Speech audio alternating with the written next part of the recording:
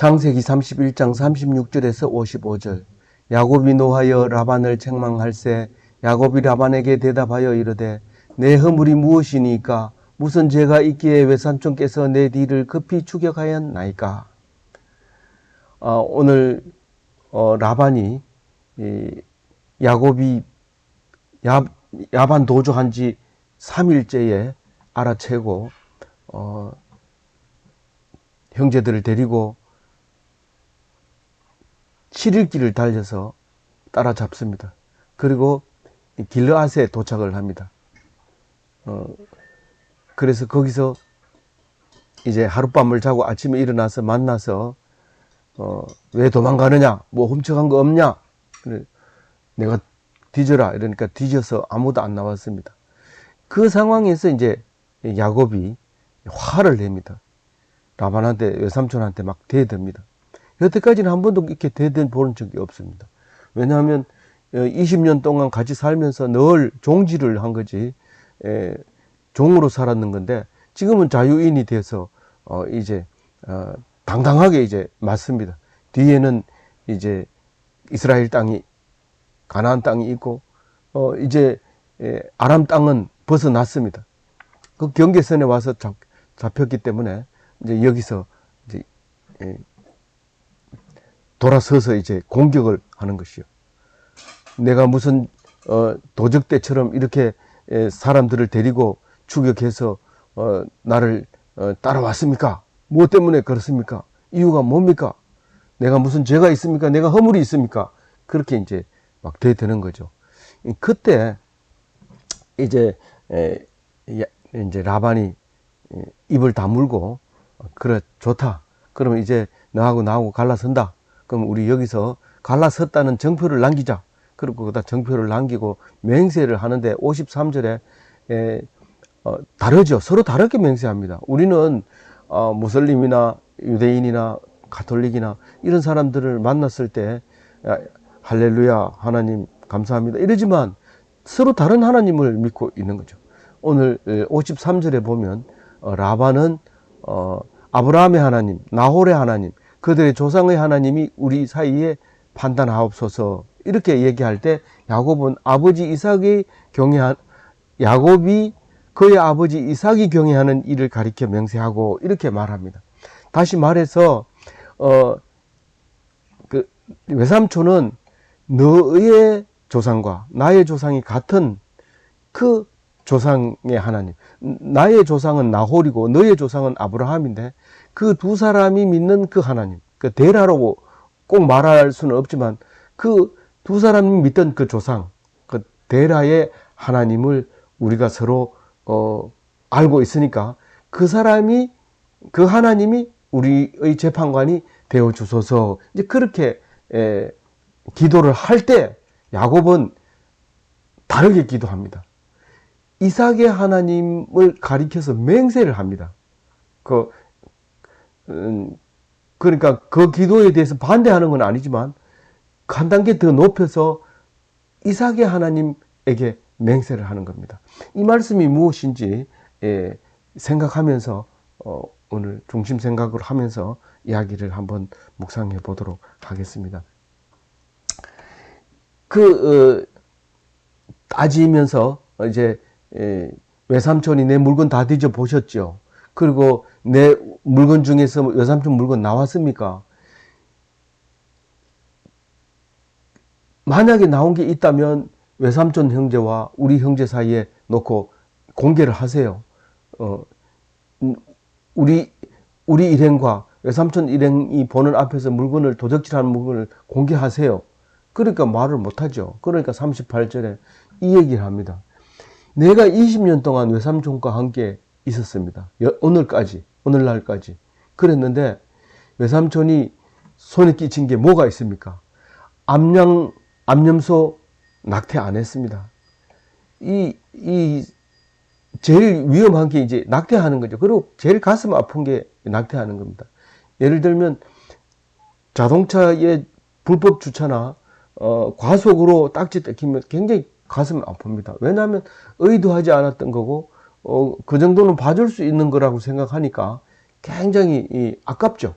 근데 낙태라고 하는 것은 가만 놔둬도 낙태를 안 하는데 놀라게 했다든가 짐승이 놀라게 했다든가 사람이 세게 몰았다든가 이렇게 될 때 이게 낙태를 하게 됩니다. 그럴 때 그걸 굉장히 아까워하는데 그것은 다 인재라고 보는 거죠. 사람이 잘못했다고 보는 거기 때문에 그 하나님 그 책망받을 아주 중요한 일 중에 한 개가 양들이 임신한 그 양들이 낙태하는 건데 그런 거 없었죠. 그렇게 물어봅니다. 그리고 순양은 꼭 먹이로 씁니다. 이 식용으로는 주로 순양을 쓰고 양은 뭐 늙어서 죽을 때 아니면은 계속 생산을 해야 되기 때문에 그 보호를 받았죠. 자기의 그 출산의 고통을 가지고 있는 대신에 그 생명을 이제 보장받을 수 있는 그리고 새끼를 기르는 즐거움도 이제 암놈은 가지고 있죠. 근데 순놈은 이제 가질 때만 잠시 좋고 그 다음에는 계속 이제 식용으로만 사용하는 거죠. 그래서 이 순양을 먹지 않았다. 그 얘기는 뭔 말입니까? 잡아 먹으라고 한 거 외에는 먹지 않았고 자기가 야 오늘 심심한데 내 고스톱 쳐서 졌는데 요번에 우리 목장 순양 한 마리 잡자 이렇게 뭐 그런 식으로 목자끼리 모여가지고 그런 짓을 한 적이 없었다는 거죠. 다시 말해서 그런 일을 한다는 거예요. 다른 사람은. 39절에는요. 이 찢긴 외삼촌 이렇게 치다 보니까 넉대가 와가지고 이게 물려 죽었는데 어떻게 합니까? 이러면서 외삼촌 갖다 주면 뭐 어떻게 하겠어요? 저는 뭐 하다가 그게 넉대가 오는지 모르고 있었어. 이 정도로 하고 끝내겠죠. 근데 야곱은 그 소리 듣기 싫어가지고 죽은 거 있으면 딱 품삯에서 빼버립니다. 원래 이제 20마리 나면 한 마리를 이제 자기 싹스로 줘야 되는데 물린 거 한 마리 있으면 20마리 날 때까지 자기는 그 싹스를 못 받는 거죠. 그리고 낮에 있다 보면 도둑 맞을 때가 있어요. 숫자가 어디 한 놈이 도망간다든가 이럴 때도 그 숫자를 챙겨 넣은 거예요. 네가 5마리 있었는데 뭐 5마리보다는 많겠지만 뭐 50마리 있었는데 왜 49마리냐 이러면은 제 싹스에서 하나 빼줄게요. 그래가지고 빼고 밤에 짐승이나 도둑이 와가지고 한 마리 물고 가면 그것까지도 다 싹스에서 뺐단 말이에요. 그러니까 외삼촌 입장에서는 당연한 거죠. 똑바로 안 지켰으니까 그런 거니까. 그런 거지만 오늘 그 얘기를 한 거예요. 한 번도 그런 적이 없었다. 우리 도둑 맞은 거 그냥 놔둔 적 없다. 내가 다 보상해줬다. 그래서 그 외삼촌이 그것을 내 손에서 찾았으므로 내가 스스로 보충했습니다. 찾기 때문에 니 그거 내 나라 하기 전에 내가 딱딱 맞춰 넣었습니다. 그렇게 얘기를 합니다. 임신하면 새끼 몇 마리 낳냐 물어가지고 몇 마리 낳았으면 잘 크냐 물어봐가지고 숫자 딱딱 세가지고 하나도 빠짐없이 챙겨 넣고 만약에 죽이거나 물려가거나 이러면 네 싹스에서 그냥 빼가지고 다 먹여줬다는. 이거는 이제 주로 이제 그 6년 동안 있었던 일이라고 보면 되겠죠. 어쨌든 뭐 이 말을 보면 오직 딸을 위해서 아내를 위해서만 일했는 게 아니라 자기 목도 이렇게 받았다는 것을 이제 말하고 있는 거죠. 40절에 내가 이와 같이 낮에는 더위와 밤에는 추위를 무릅쓰고 눈붙일 겨를도 없이 지냈나이다. 더운 낮이나 추운 밤이나 잠도 못 자고 일했습니다. 41절에 내가 외삼촌 집에 있는 이 20년 동안 외삼촌이 두 딸을 위하여 14년, 외삼촌의 양떼를 위하여 6년, 외삼촌에게 봉사하였거니와 외삼촌께서는 내 품삯을 10번이나 바꾸셨습니다. 이 7년 동안 일하고 14년 일한 거는 뭐예요? 그건 뭘 속에 라헬을 위해서 일했는데 레아를 집어넣고 그래 할 수 없이 라헬을 위해서 또 7년을 봉사하고 또 양떼를 위하여 6년 일하는 동안에 또 이 얼룩이를 가져라 이랬는데 얼룩이를 많이 나오니까 또 전파기를 가져라 이래도 전파기를 많이 나오니까 또 다시 얼룩이를 흑색 깔만 가져가라 뭐 이러고도 까만색만 또 가져가고 그러니까 까만색 놓고 라반이 피하를 하면 할수록 하나님이 도와주셔가지고 그것을 그렇게 못하게 했다는 거예요. 10번이나 바꾸었지만 42절에 우리 아버지 하나님, 아브라함의 하나님 곧 이삭이 경외하는 이가 나와 함께 계시지 아니하셨더라면 여사님께서 이제 나를 빈손으로 돌려보냈으리이다마는, 근데 어젯밤에 그거 따지려고 왔는 건데 사실은 라반이, 하나님이 와가지고 외삼촌한테 나타나서 시시비비를 가리지 마라, 여기서 헤어져라, 딱 그렇게 얘기를 함으로써 입 딱 다뭅니다. 하나님이 내 고난과 내 손의 수고를 보시고 어젯밤에 외삼촌을 책망하셨나이다.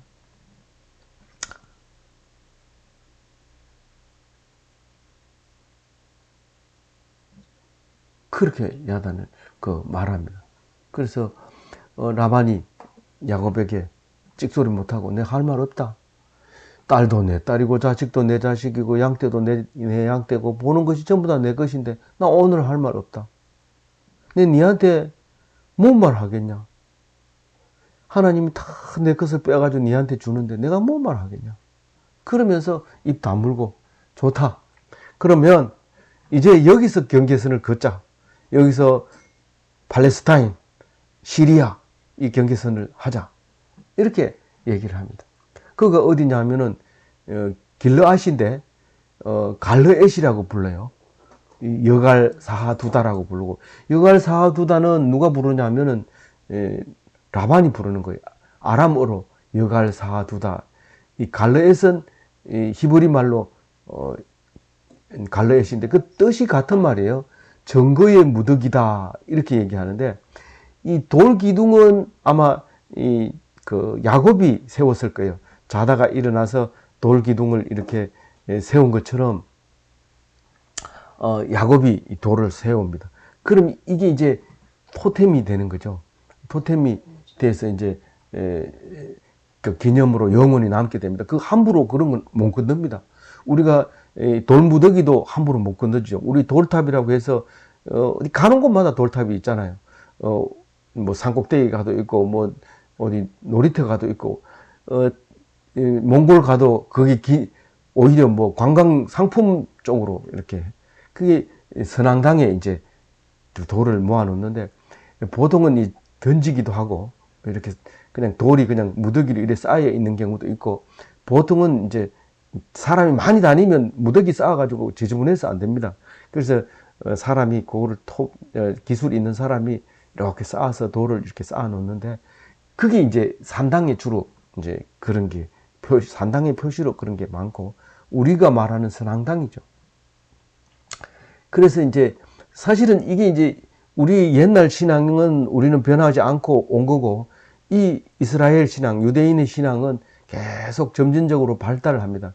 이 토템 신앙에서 언약계 신앙으로 바뀌죠. 이집트에서 나오면서 언약계 신앙으로 바뀌었다가 언약계가 이제 고정되어 있는 솔로몬 성전으로 이제 안착이 되죠. 솔로몬 성전에서 신앙이 다른 나라보다 월등히 이제 발달을 하게 됩니다.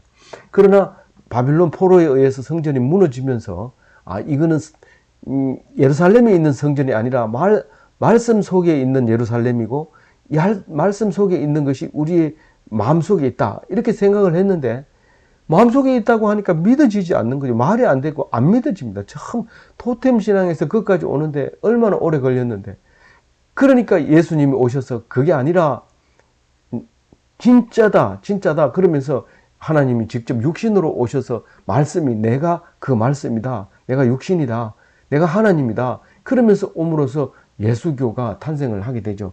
물론 예수교가 갑자기 탄생한 건 아니고 가톨릭이 와서 그만큼 1600년이나 자리를 닦아 놨는데, 그게 잘못된다는 것을 개신교가 알아낸 거죠. 그리고 이제 독립해서 예수교가 탄생하게 되는 것이죠. 그게 점신성입니다. 우리는 이런 토템 신앙에서 오늘 우리가 말씀으로 예배를 제단을 쌓는 것까지 오기까지는 4000년이 걸린 거죠. 그래서 야곱이 그 돌기둥을 하고 예배를 하지만, 우리는 뭐 딸을 줄 때라든가 뭐 이럴 때도 만나가지고 예배 드리고, 그게 약속입니다. 말씀으로 우리는 약속했다. 이게 그 예배 드리고, 또 무슨 일이 있을 때마다 예배 드리고 합니다. 뭐 집을 짓고도 예배 드리고, 이사를 가서도 예배 드리고, 또 뭐든지 예배 드리고 나서 하는 거죠. 그 전에는 돌을 쌓아놓고 그다음 기름을 붓고 그랬었는데, 나중에는 이제 점진적으로 이렇게 된 건데, 그래서 성경을 안 읽으면 뭐가 뭔지 몰라요. 무조건 그게 나쁘다, 이렇게 나쁘다가 아니라 그보다 더 나은 것이 기독교이다라는 것을, 예수교의 그 진리를 똑바로 전해줘야 되는 것이죠.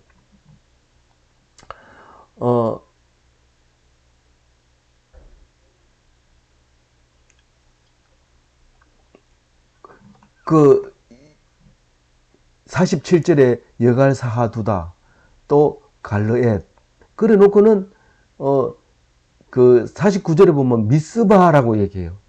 미스바는 이제 이 돌무더기의 증거가 몇 가지로 되어 있어요? 하나, 둘, 셋, 넷, 다섯, 여섯 가지, 다섯 가지 증거예요. 다섯 가지 증거. 우선 첫 번째 증거는 뭐예요? 첫 번째 증거는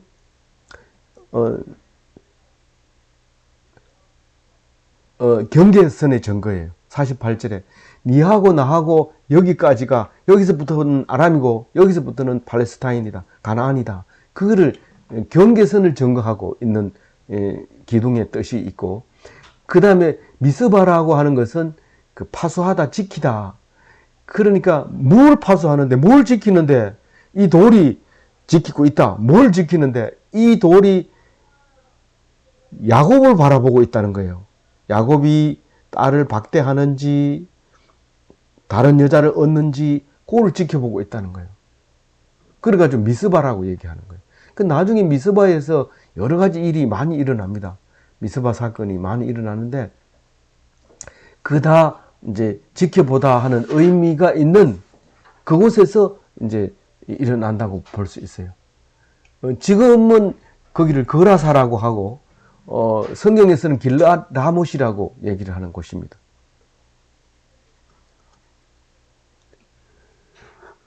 그래서 그 두 번째 증거고, 세 번째는 51절에 불가침 조약의 증거입니다.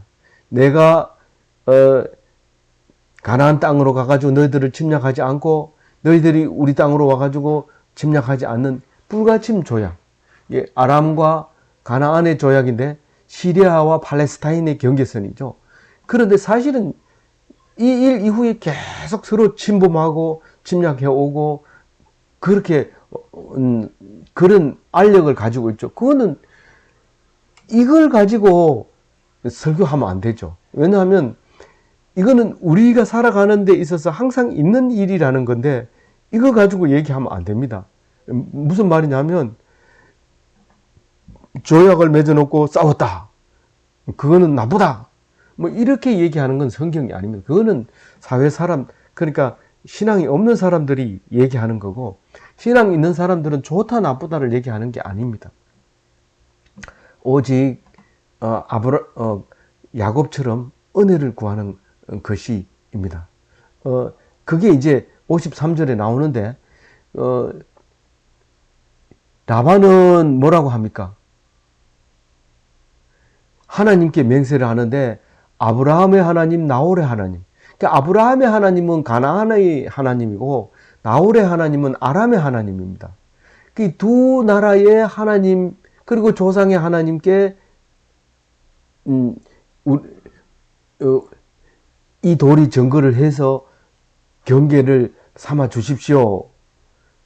서로 침범하지 않게 해주세요. 그렇게 기도한 것이 이제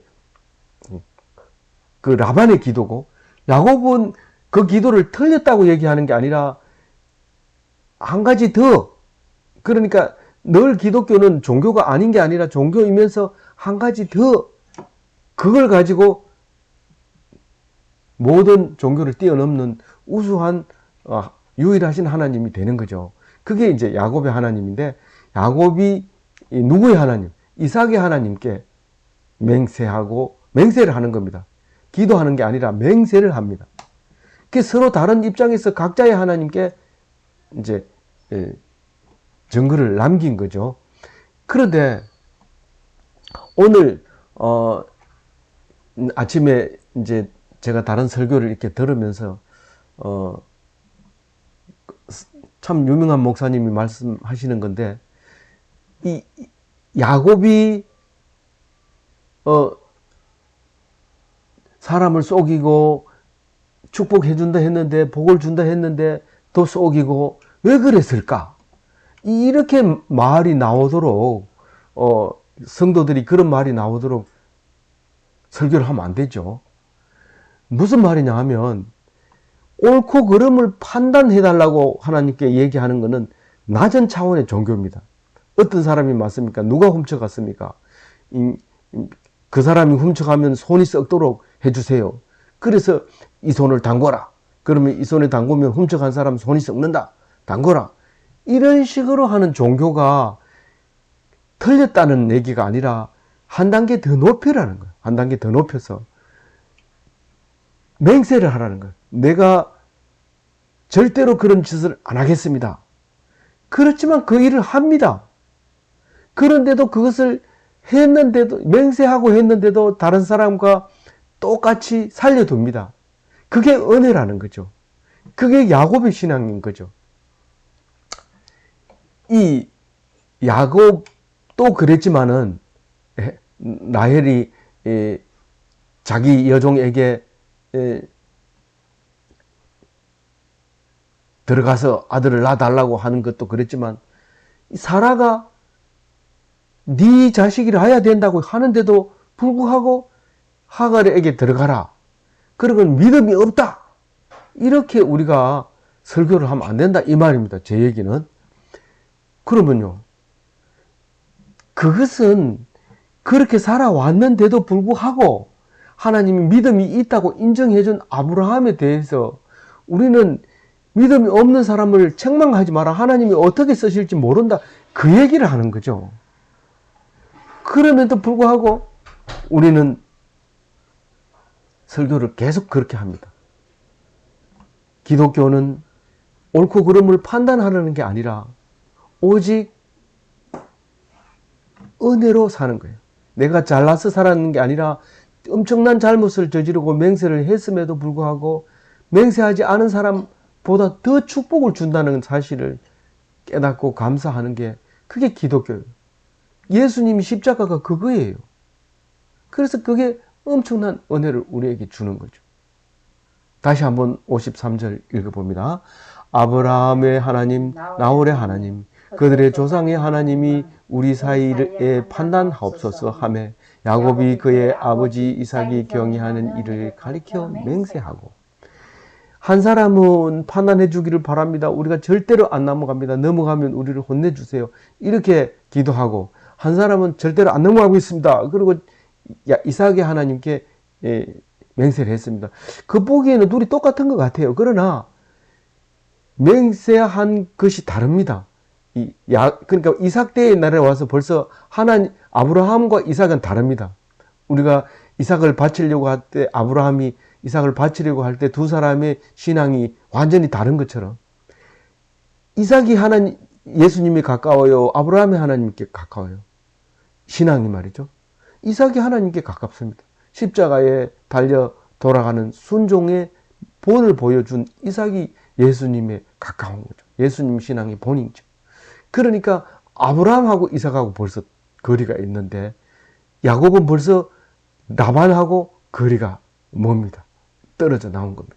이삭이 하나님께 맹세를 합니다. 이렇게 맹세하면, 야, 위험하잖아. 니 그러다 죽으면 어떡해. 그럼에도 맹세 안 한 사람하고 똑같이 했는데도 맹세 안 하는 사람하고 똑같이 살려두는 것은 은혜인데, 그게 바로 예수님으로 말미암아 성취되는 이야기를 우리에게 들려주시려고 하는 거죠. 그리고 거침없습니다. 야곱은 뭐 합니까? 제사를 드립니다. 누가 했던 거예요? 인류가 처음부터 제사를 드렸던 거예요. 아브라함도 제사를 드렸고, 노아도 제사를 드렸고 또 아벨도 제사를 드렸고, 그 아벨은 셋을 대신해서 낳았잖아요. 영적으로 계보가 셋 다음에 아벨 다음에 셋이잖아요. 그렇죠. 아벨은 자식을 안 낳기 때문에 조상으로 넣지는 않지만 최초의 순교자잖아요. 그게 계열이잖아요. 신앙의 계열이죠. 아벨, 셋 이렇게 나가잖아요. 그렇게 우리는 그 믿음을 이어오고 있는데, 그래서 제사를 드립니다. 그리고 먹습니다. 그걸, 제사 음식을. 우리가 옛날에 어릴 때 떡이라고 먹어보지 못합니다. 만약에 떡을 하면, 뭐 제사 지내요, 이렇게 얘기하는 거죠. 우리는 쌀밥을 먹어보지 못했습니다. 쌀밥 지으면 누구 제사예요, 이렇게 얘기하는 거죠. 우리는 평소에 옷을 깨끗하게 안 입습니다. 그 아버지가 옷을 딱 단장하면 누구 제사입니까? 이렇게 얘기를 했어요. 우리는 다만 이 말씀이 전달이 되지 않고 글이 전달되지 않았어요. 우리 어른들에게는. 통식거리를 해가지고 변소에서 다 배울 수 있다 해가지고 통식거리를 하고, 낫 하나 놓고도 기억자를 안다 해가지고 낫 놓고 기억자 이렇게 가르쳤던 그 쉬운 그때부터 글을 알기 시작했지, 그전에는 글 자체를 몰랐기 때문에 말씀이 우리에게 올 수가 없었어요. 그런데 뭡니까? 하무라비 법전 만들 때 세기 문자로 기록이 됐잖아요. 그게 세기 문자가 삼각형으로 세웠다가 높였다 하면서 글자가 됐어요. 그전에는 이게 기록이 될 수가 없었잖아요. 전부 말로 내려왔잖아요. 당군 할아버지의 그 신화처럼. 그렇게 내려왔는데, 그 시대에 와가지고 이제 성경이 가죽에다 쓴, 양피지에다 쓴, 그리고 파피루스에다 쓴 이런 것들이 남아 내려오게 되었고, 우리의 손에까지 들어와서 정확하게 전달되는 것은 1600년 돼가지고 그 우리 손에 인쇄술이 발달되면서 들어온 거잖아요. 근데 이걸 놓쳐버리면 안 되는 거예요. 그게 죽는 거예요. 이것을 가지고 살아야 되는 거예요. 그래서 우리에게 과거에 했던 어른들이 보여줬던 것이 말씀 없이 우리에게 전달이 됐구나. 말씀이 전달이 안 돼서 그렇지, 많은 양의 빅데이터가 우리한테 안 넘어와서 그렇지, 그게 제사 지내고 밥 먹는 거, 제사 안 지내고는 절대로 안 먹는 거. 그 평소에는 늘 코 묻은 옷 입지만 제사 지낼 때는 깨끗하게 입혀가지고 제사 지내고 먹고 즐겁게 그렇게 지냈던 것이 54절 말씀입니다. 그리고 55절이 마지막이니까 한번 읽어봅니다. 라반이 아침에 일찍 일어나 손자들과 딸들에게 입맞추며 그들에게 축복하고 떠나 고향으로 돌아갔더라. 라반이 먼 길을 가려면 아침에 일찍 일어나야죠. 일어나서 이제 고향 아람 땅으로 갑니다. 가기 전에 손자들에게, 딸들에게 작별 인사하고 축복합니다. 그 딸들은 2명, 뭐 종들은 뭐 안 했을 수도 있겠지만, 그 손자들은 11명 전부 일일이 만나서 축복하고 잘 살아라, 기쁘게 살아라, 나중에 우리가 한 핏줄이라는 걸 기억해라, 그렇게 하고 가는 겁니다. 그래서 지금 이스라엘 사람들은 핏줄이 시리아 사람, 그 다음에 밑에 이집트 사람 전부 조상이 같습니다. 특히 이 히타이트 족속, 헷 족속, 터키에 사는 사람들은 전부 그 한 족속이죠. 그래서 그 족속들이 이제 메소포타미아에도 있지만은 그 전체가 이제 큰 문화를 일으키는데, 그걸 갖다가 무슨 문화? 오리엔트 문화라고 얘기를 하는 거죠. 아무쪼록 오늘도 이 말씀을 기억하면서 오늘 말씀이 무언가 생각이 안 나거든. 53절 말씀을 꺼내서 우리는 옳고 그름을 얘기하기 전에 하지 말라는 거 아닙니다. 하기 전에 그럼에도 불구하고 그보다 더 큰 죄인인 나에게 살려주시고 똑같이 인정해주는 하나님 은혜를 생각하면서 기뻐하고 감사하며 즐거워하는 하루가 되시기를 바랍니다.